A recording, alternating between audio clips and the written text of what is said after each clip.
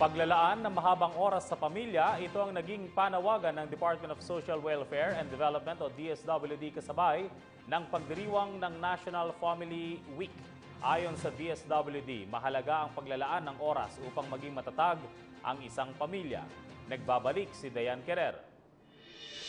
Sa paggunita ng National Family Week, nanawagan ng Department of Social Welfare and Development o DSWD sa mga pamilyang Pilipino na maglaan ng mas mahabang oras para sa kanilang pamilya.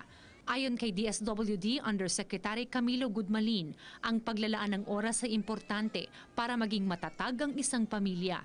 Ang panawagan ng ating ahensya na ipatuloy natin ang pagbuo ng isang matatag na pamilya para sa ating mga kabataan at para din sa ating mga komunidad.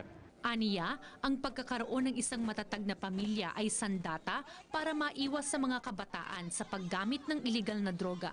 Palagi nating pinapaalala na titingnan at subaybayan yung ating mga kabataan na hindi sila mapasama sa mga maling barkada at hindi sila mapunta sa paggamit ng droga. Dagdag ni Gudmalin, napapanahon na ang pagkakaroon ng isang hiwalay na komisyon para sa pamilyang Pilipino na aniya ay mahalaga para mas matutukan ang pangangailangan ng bawat pamilya. It's high time for us to look into creating a more purposive structures that will define programs that can strengthen the Filipino families. And this is the major role of the proposed commission.